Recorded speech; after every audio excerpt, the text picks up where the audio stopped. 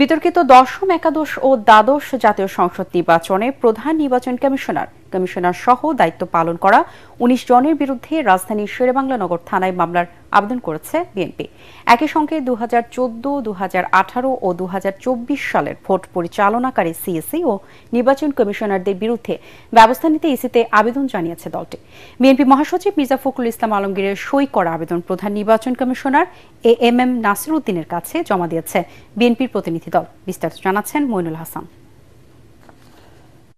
২০১৪, ২০১৮ ও ২০২৪ সালের জাতীয় নির্বাচন ছিল নানা কারণে আলোচিত, বিতর্কিত ও অভিনব। বিএনপি সহ প্রায় সকল বিরোধী দলবিহীন দশম জাতীয় নির্বাচনে ভোট গ্রহণের আগেই বিনা প্রতিদ্বন্দ্বিতায় ১৫৩ আসনে বিজয়ী হয় আওয়ামী লীগ।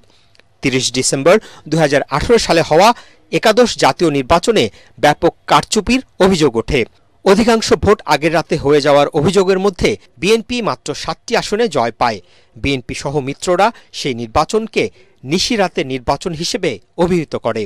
আর সবশেষ ২০২৪ সালের ৭ জানুয়ারি বিরোধী দলবিহীন ভোটে আওয়ামী লীগ ডামি প্রার্থী দিয়ে নির্বাচনে বিজয়ী হয়ে টানা ৩ বারের মতো সরকার গঠন করে।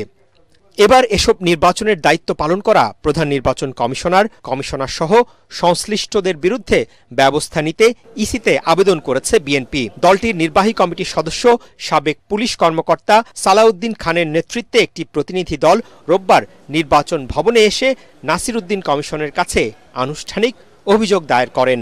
সব মশার বিরুদ্ধে সুরক্ষা দিতে এলো বসুন্ধরা এক্সট্রিম অ্যারোসল, মশার বিরুদ্ধে এক্সট্রিম সুরক্ষা। অবৈধ প্রধানমন্ত্রী শেখ হাসিনা আছে প্রধান, আর প্রধান নির্বাচন কমিশনার ২০১৪ সালে যারা কমিশনার ছিলেন তারা, ২০১৮ সালে প্রধান নির্বাচন কমিশনার ছিলেন যারা, তাদের সাথে কমিশনার, তাদের সাথে সচিব, এবং সর্বশেষ ২০২৪ সালে যে নির্বাচন করেছে প্রধান নির্বাচন কমিশনার এবং তাদের কমিশনার বিন্দু সচিব সহ সংশ্লিষ্ট যারা আইন শৃঙ্খলা বাহিনী যারা অতি উৎসাহে জড়িত আছে তাদের আমরা নাম উল্লেখ করেছি।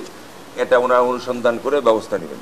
সেখান থেকে রাজধানীর শেরেবাংলা নগর থানায় গিয়ে দশম, একাদশ ও দ্বাদশ জাতীয় সংসদ নির্বাচনের দায়িত্ব পালন করা ৩ সিইসি কাজী রকিবউদ্দিন আহমদ, কে এম নুরুল হুদা ও কাজী হাবিবুল আওয়াল, সাবেক সচিব সহ ১৯ জনের বিরুদ্ধে মামলার আবেদন করেন বিএনপির প্রতিনিধি দল। এ সময় তারা জানান, নির্বাচনের দায়িত্ব পালন করা মাঠ পর্যায়ের বিতর্কিত কর্মকর্তাদেরও এতে আসামি করা হবে। গত ১৬ জুন জাতীয় ঐকমত্য কমিশনের এক বৈঠকে প্রধান উপদেষ্টা ডক্টর মোহাম্মদ ইউনূস আওয়ামী লীগ সরকারের অধীনে হওয়া বিতর্কিত ৩ জাতীয় সংসদ নির্বাচন আয়োজনের সাথে জড়িত সাবেক প্রধান নির্বাচন কমিশনার এবং নির্বাচন কমিশন সচিবের ভূমিকা তদন্তে কমিটি গঠনের নির্দেশ দেন।